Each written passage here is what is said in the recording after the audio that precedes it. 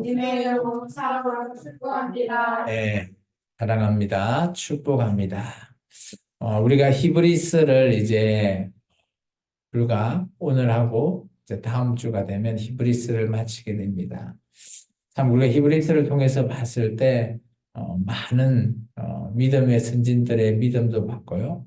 또 그 당시 정말 핍박과 고난을 받는 와중에도 정말 기독교에서 유대교로 돌아가지 가려고 하는 그런 많은 사람들 앞에 가면 안 된다라고 하는 예수님은 이런 분이시다라는 것을 계속 소개하였습니다. 우리가 지난주 계속 말씀을 예수님은 천사와 비교되고 선지자와 모세와도 비교하며 또 여호수아 또 아론 지파의 대제사장들 그리고 또 하물며 그들이 지키고 있는 율법 안에 있는 제사제도까지 해서 히브리서 10장까지 해서 정말 예수님을 비교하면서 예수님의 가치를 설명하였죠. 이런 우리가 그러면 어떻게 살아야 하나라는 것이 10장에 소망을 꿈꿔야 된다는 거죠. 예수님의 소망을 통해서 우리가 살아가야 하고 또 11장은 우리가 잘 알고 있는 믿음의 선진을 바라봤듯이 믿음이 우리에게 힘이 되고 이런 선진을 통해서 정말 힘들고 어려울수록 우리는 바라봐야 될 상대가 바로 믿음을 가진 자다. 그리고 믿음 안에 서야 된다라는 것을 재차 강조하고 있습니다. 오늘의 말씀은 이제 히브리서 12장 인내라는 단어를 여러분에게 얘기하고자 합니다. 인내가 뭐냐? 오래 참는 것이 인내가 아니에요. 여기서는 구약 성경에서 뭐 인내라고 하면 오래 참음 이렇게 할 수 있겠지만 신약 성경은 오래 참음이라고 하는 단어를 쓰고 있어요. 그러면서 이 인내라고 하는 단어를 또다시 쓰고 있죠. 여기서 말하는 인내는 휘포모네라고 해서 끝까지 한 길을 바르게 갈 수 있는 그런 참음을 말하고 있습니다. 우리가 좀 전에 읽었듯이 여기 이름으로 우리에게 구름과 같이 둘러싸인 흔한 증인들이 있다. 이 증인들이 누군가 하면 11장에서 우리가 봤던 많은 믿음의 선진들이었습니다. 그들에게는 그죠? 하나님 앞에 믿음으로 말미암아 하나님 앞에 나아가고 그런 믿음으로써 그들이 올바르게 구약에 있는 많은 자들이 그렇게 서게 됐다라는 겁니다. 그들은 그런 증거를 받았다라는 거죠. 그러면서 증거는 받았지만 약속은 받지 않는 그죠? 그런 자들이었지만 그래도 그런 믿음의 증인들, 선진들을 통해서 우리가 나아갈 수 있는 우리에게 힘이 된다는 것을 지난 시간에 얘기했습니다. 오늘은 그렇다면 우리가 그런 믿음만 바라보고 살아가는데 고통이 따르죠. 삶이라는 것은 원래 그런 겁니다. 우리가 살아가다 보면 물론 잘 풀리고 내 뜻대로 잘 풀리고 편안하게 살 수도 있겠지만 대부분은 그렇지 못하다는 거예요. 우리 앞에 문제거리가 생기고요. 우리 앞에 벽이 생기고 우리가 나가는 그 길을 변경해야 되는 상황이 생긴다라는 거죠. 그럴 때일수록 우리가 그런 것들을 그냥 포기해버리는 게 아니라 끝까지 인내를 통해서 한결같이 주님만 바라보며 나아가는 이 믿음의 신앙을 인내로서 나아가는 겁니다. 그러면 이 인내가 우리에게는 길잡이가 된다는 거예요. 2절에 이렇게 표현하고 있습니다. 믿음의 주. 여기서 말하는 주는 보통 주님이라고 얘기하는 큐리어스가 아니라 여기서 말하는 주는 아르케고스라고 해서 지휘관, 지휘자라는 겁니다. 사령관.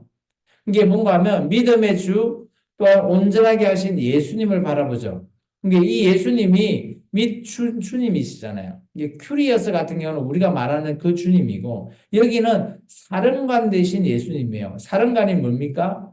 군대를 통솔하고 이끌고 나아가는 자들이죠. 전쟁을 하게 되면 나를 따르라 하고 앞장서서 나가는 사람이 바로 사령관입니다. 오늘 예수님이 그런 존재라고 오늘 12장에는 얘기하고 있어요. 우리 예수님이 그죠? 그냥 큐리어스로 왕으로서의 주님이 아니라 우리를 이끌어 가시는 사령관으로서의 주님의 역할을 우리가 따라가자는 거죠.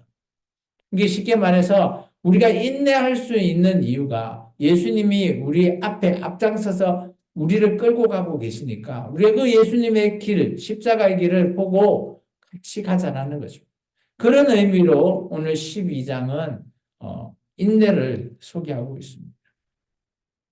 그런 말미암아 오늘 우리가 3절과 4절을 보시면 피곤하고 낙담하고 당연히 삶을 살다 보면 그렇게 될 수밖에 없죠.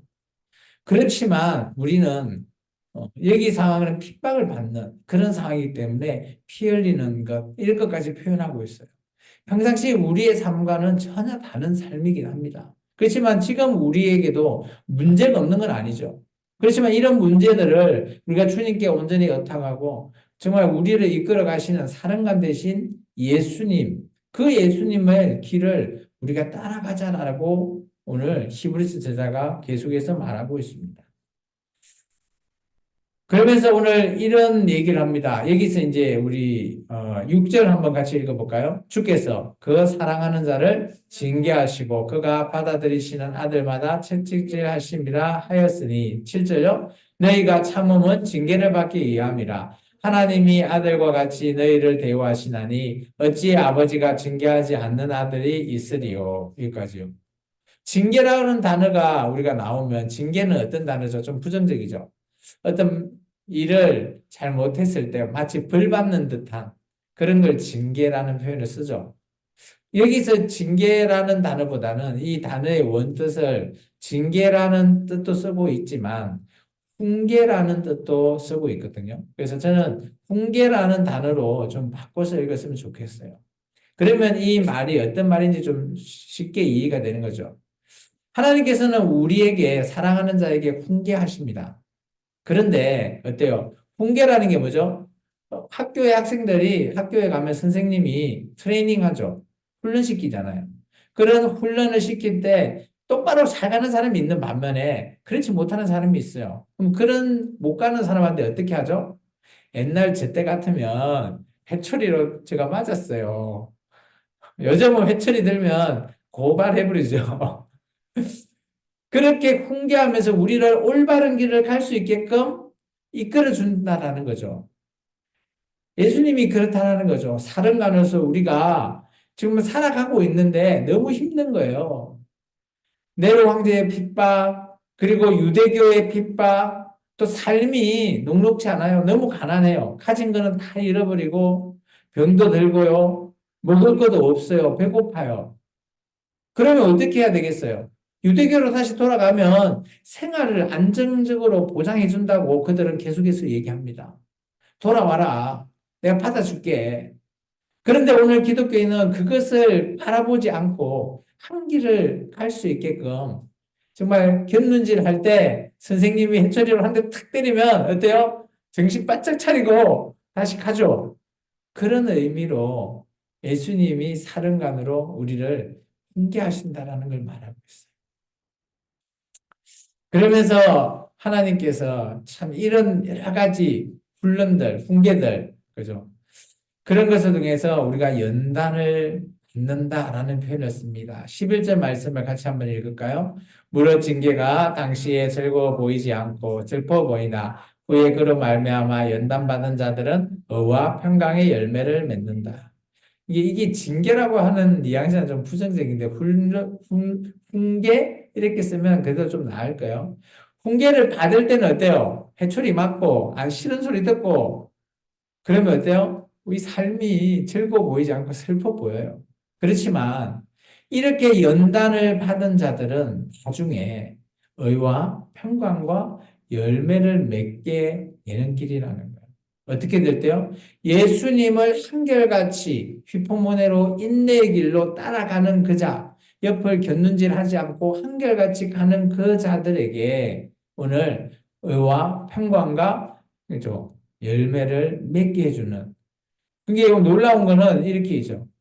그렇게 피곤한 손과 연약한 무릎도 예수님이 이렇게 세워주시고요. 우리의 발이 가는 길이 모든 길로 가게끔, 그죠? 고침받게도 해주신다는.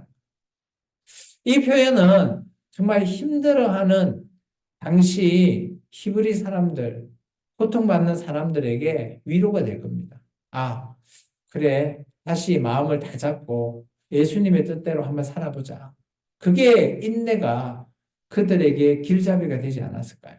그게 바로 사령관 대신 예수님이 그들을 이끌고 가는 그런 인내라는 겁니다.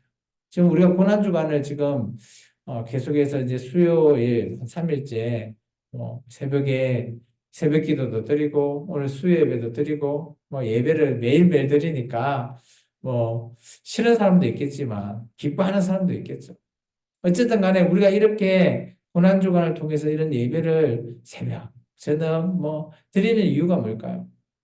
그래도 예수님이 우리를 위해서 십자가의 길을 만드셨고, 우리가 지금 따라갈 수 있게끔 사랑관 되신 예수님이 우리를 지금 훈계하면서 채찍질할 때, 우리가 지금은 힘들고 어렵지만, 우리가 가는 그 길은 다 아시잖아요. 천국, 구원, 영생, 이런 단어들이 떠오르는 그곳에 하나님과 영원히 함께 하고자 하는 마음이 있기 때문에 이런 고난, 고통을 받아도 충분히 이겨낼 수 있지 않나요? 오늘 그런 얘기를 말하고 있습니다. 그런데 기독교 내에, 교회 내에 있는 모든 사람들이 다 이 말을 듣고 다 수긍하고 그대로 따라갈까요? 그렇지 못한 자도 있다는 겁니다. 그 얘기가 14절부터 나와요.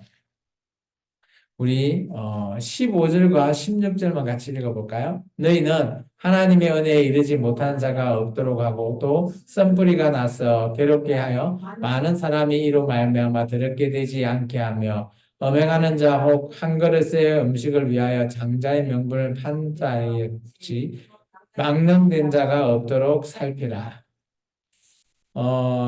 이 교회 내에서 참 이 내용을 보면 참 안타까운 거예요. 그죠? 하나님의 은혜에 이르지 못한다는 게 뭔가 하면 교회에서 하면 안 되는 행동을 하는 거예요. 하나님 앞에 정말 제대로 거룩함으로 믿음으로 살아야 되는데 그렇지 못하는 거예요. 그게 뭐냐? 쓴뿌리라는 겁니다. 이 쓴뿌리는 쓴뿌리가 뭐지? 하면 그냥 식물의 쓴뿌리 뭐 그런 뜻으로 보는데 여기서 쓴뿌리는 우리 구약 성경을 좀 알고 있어야 돼요. 신명기 29장 18절에서 21절을 보면 여기서 쓴뿌리가 뭔가 하면 우상 숭배예요. 이게 교회 내에서 교회를 다니고 있지만 우상 숭배하는 거죠. 뭐 이 우상 숭배하면 교회 다니면서 절에 나가거나 뭐 점치거나 그건 아니고요. 뭔가 하면 지금 조금 뒤에 읽어보시면 이랬죠. 음행하는 자도 내 우상 숭배죠. 그리고 혹 한 그릇의 음식을 위해서 장자의 명분을 판 에서 기억나시죠? 야고보 때 판. 이 말이 뭘까요? 이 사람들이 배고픈 거예요. 배고파서 지금 유대교로 갈까? 그런 상황에 처해 있는 겁니다. 이게 이 당시는 너무 핍박받고 가진 거 없고 가난하기 때문에 먹는 것도 제대로 못 먹는 거죠.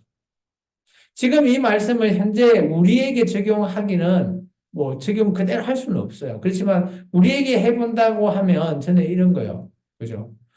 쉽게 말해서 쓴뿌리라는 것은 아까 얘기했지만 교회를 다니지만 뭐 사주팔자를 본다거나 우리에게는 적용해 볼 수 있는 거죠. 근데 이 당시 사람들에게는 적용할 문제는 아니에요. 그런 형태의 우상숭배는 아니고. 그리고 음행도 마찬가지. 그리고 정말 우리가 요즘 배고파서, 그죠? 뭐 이런 모든 것들 명분을 팔고 이런 사람이 있나요? 그러진 않잖아요. 요즘은 어딜 가도 뭐, 물론 너무 배가 고파서 뭐 이렇게 손도 내밀지 못하고 뭐 죽었다라고 하는 그런 뉴스도 제가 언뜻 한번 보긴 한 것 같아요. 나이 드신 분들이. 어쨌든 간에 정말 이런 형태의 사람들, 이게 교회를 떠나려고 하는 사람들을 얘기하고 있습니다. 그 자들에게 오늘 17절에 이렇게 얘기합니다. 그죠? 같이 읽을까요? 너희가 아는 바와 같이 그가 그 후에 축복을 이어받으려고 눈물을 흘리며 구하되 버림바가 되어 회개할 기회를 얻지 못하였느니라. 이게 우리가 예수님을 믿기 시작하면 이제는 다른 곳에 가지 말아라는 겁니다. 예수님 잘 믿고 정말 끝까지 이 땅에서 잘 인내해서 예수님을 마지막에 만나면은 그날까지 참 그렇게 인내해 살아간다면 우리가 언제나 교회 나와서 회개하고 그런 우리에게 기회를 예수님은 주셨지만 우리가 다시 예수님을 배반하고 딴 곳으로 간다면 저버린다면 앞으로는 회개할 기회가 전혀 없는 거죠. 계속해서 말씀을 우리가 보도록 하겠습니다. 이들에게는 참 중요한 언약이 있어요. 그 언약이 뭔가 하면 이스라엘 민족에게는 시내산 언약이라고 하는 참 가장 중요한 구약의 언약을 그들은 늘 얘기하고 있습니다. 우리 18절과 19절입니다. 같이 읽겠습니다. 너희는 만질 수 있고 불이 붙은 산과 침침함과 흑암, 폭풍과 나팔 소리와 말하는 소리에 이르는 것이 아니라 그 소리를 듣는 자는 더 말씀하지 아니하시기를 구하였으니. 예, 여기까지요. 이 불이 붙고 침침하고 흑암과 폭풍과 나팔 소리, 말하는 소리가 있는 곳이 어딘가 하면 시내산이에요. 이게 출애굽기에 보면 그 모세가 그 애굽을 떠나오면서 많은 사람들을 데리고 왔잖아요. 가장 먼저 도착한 곳이 시내산이죠. 그 시내산에서 그죠? 모세가 하나님 앞에 나가 십계명을 받을 때의 상황이죠. 그때 이런 우리와 같은 막 소리, 뭐 불이 붙는 그런 듯한 모습, 이런 모습은 우리에게는 뭐 익숙하지 않은데 히브리 사람에게는 참 익숙한 거예요. 그래서 그들은 이런 이미지가 눈에 선한 거죠. 이게 우리나라 같은 경우는 뭐 이런 이미지는 탁 떠오르면 이게 뭐지? 라고 할 수 있지만 히브리 사람은 이거 하면 하나님께서 우리 조상들과 맺었던 그 신의 산이구나. 그들은 그걸 꿈꾸는 거죠. 그죠? 그러면서 이런 표현도 쓰고 있어요. 그죠? 뭐 21절을 보면 모세에서 뭐 심히 두렵고 떨린다. 뭐 이런 표현도 쓰는 게 그 당시에 신의 산 언약을 말하는 거예요. 그런데 이제 교회는 이런 신의 산 언약을 우리가 맺은 게 아니잖아요. 예수님으로 말미암아 그죠? 그죠? 새 언약을 맺었죠. 제자들이 예수님과 맺은 예루살렘에서 맺은 새 언약. 그래서 그것을 우리가 산으로 이게 신의 산 언약이라고 하다 보니까 그 예루살렘에 시온산이 있거든요. 그래서 시온산 언약이라고도 말하고 있습니다. 그 얘기가 22절부터입니다. 같이 한번 읽어볼까요? 22절부터 24절까지 읽겠습니다. 그러나 너희가 이런 곳은 시온산과 살아계신 하나님의 도성인 하늘의 예루살렘과 천만 천사와 하늘에 기록된 장자들의 모임과 교회와 만민의 심판자이신 하나님과 및 온전하게 된 의인의 영들과 새 언약의 중보자이신 예수와 및 아벨의 피보다 더 나은 것을 말하는 뿌린 피니라. 이게 우리가 이제 서게 되는 곳은 이 교회, 여기도 교회가 나오죠. 교회라는 이곳이 뭔가 하면 시온산이에요. 그래서 예수님과 맺은 그 언약을 시온산 언약이라고 말하는 거예요. 그래서 교회는 제자들과 처음 맺었던 이 언약을 지금도 유지하고 있는 거죠. 그죠? 그 2000년가량. 구약의 시내산 언약은, 그죠? 모세와 하나님과 맺은 이스라엘 백성을 맺게 한 그 언약을 얘기하는 거예요. 그래서 교회는 그죠? 좀 이스라엘 민족의 교회와 지금 우리의 교회와 이스라엘 민족의 그 시내산 언약의 차이점이 있다라는 겁니다. 그것에 대해서는 제가 좀 이따 표로 다시 한번 더 보여드리겠습니다. 마지막으로 다시 한번 더 강조하죠. 26절에 보면 그죠? 아까 나왔죠. 소리, 진동, 뭐 이런 진동, 하늘도 진동했다. 이게 이제 신해산 언약을 얘기하는 거거든요. 근데 이런 것들 이거 이제는 아니다라는 겁니다. 이제는 우리가 그죠? 시온산 언약으로 말미암아 예수님 안에서 함께 해야 된다라는 것을 말하고 있습니다. 그러면서 이렇게 얘기하고 있습니다. 28절과 29절 읽겠습니다. 그러므로 우리가 흔들리지 않는 나라를 받았은즉 은혜를 받자. 이로 말미암아 경건함과 두려움으로 하나님을 기쁘시게 섬길지니 우리 하나님은 소멸하는 불이 심이니라. 이 마지막에 이제 소멸하는 불, 뭐 이런 표현을 쓰고 있는데 이 부분을 나중에 그 바울은 로마서에 이렇게 얘기하죠. 우리가 산제사로 드리자 우리의 삶을 라는 그런 표현을 쓰고 있습니다. 불이라는 표현을 쓰는 이유는 구약의 제사와 비교하기 위함이에요. 하나님은 언제나 하나님의 불은 소멸하는 불이에요. 그죠? 그래서 뭐 제가 늘 재차 얘기했지만 그 우리가 좀 오해로 쓰는 게 있죠. 성령님을 뭐 불같이 이렇게 쓰면 좋은데 성령의 불을 받자 이런 표현을 쓰는 것은 좋지 않다라고 했어요. 불이라는 이미지는 오늘 29절의 말처럼 하나님은 소멸해 버립니다. 그래서 소멸하는 불을 우리가 받는 것은 옳지 못한 것 같고요.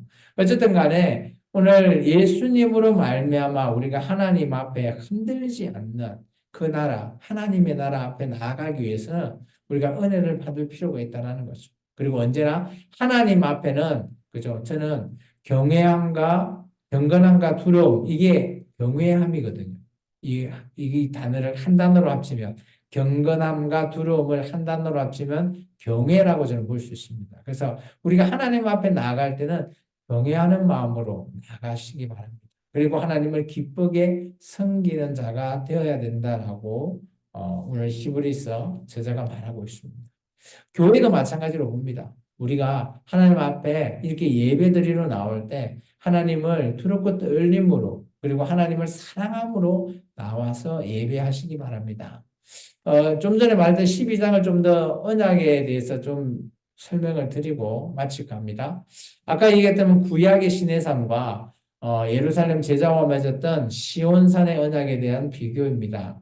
체계장성은 시내산과 예루살렘인 시온산이고요.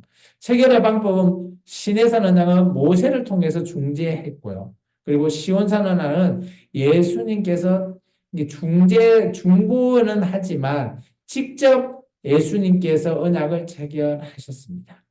그리고 성소는 그죠? 구약에는 성막에 있는 그죠? 지상의 성소를 준비했죠. 그리고 오늘날 시온산 은행은 지상에 있는 그 성소가 없어요. 하늘에 있는 참 성소. 그래서 우리가 나중에 하나님 앞에 나아갈 때 그때 하나님 보좌 앞에 나가는 이 보좌가 바로 성소를 가리키는 거예요. 구약은 동물의 피로 드렸지만 그죠? 시온산 언약은 예수님께서 직접 십자가의 죽으심으로 피 흘림으로써 오늘 그것을 해결하셨어요. 그리고 율법은 이전에 시내산 언약은 두 돌판 있죠. 하나님께서 직접 두 돌판 안에 새겨 주셨지만 오늘 시온산 언약을 맺은 저와 여러분은 우리의 그 하나님의 예수님의 그 가르치는 이 법을 우리의 마음에 기록하라라고 말씀하셨습니다.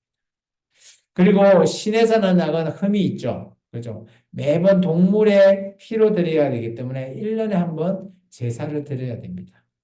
유예할 수가 없는 거죠. 유예 기간이 1년이라면 오늘 예수님은 십자가에서 영단번의 제사로 지금까지 유예하고 있고요. 앞으로 언제까지 예수님이 재림하실 때까지 유예한다는 겁니다. 자, 우리 이거 마지막 읽고 오늘 예배를 마치갑니다. 같이 읽겠습니다. 인내는 우리의 삶을 이끄는 길잡이, 그것이 우리의 믿음의 열매이다. 우리의 사랑하신 예수님의 명령을 인내로써 우리가 충실히 이행하자. 오늘 예수님을 바라보며 예수님이 우리에게 나를 따르라 할 때 우리가 우리의 십자가를 지고 예수님의 그 길을 따라 나서는 저와 여러분 되기를 주의 이름으로 축원합니다. 기도하겠습니다.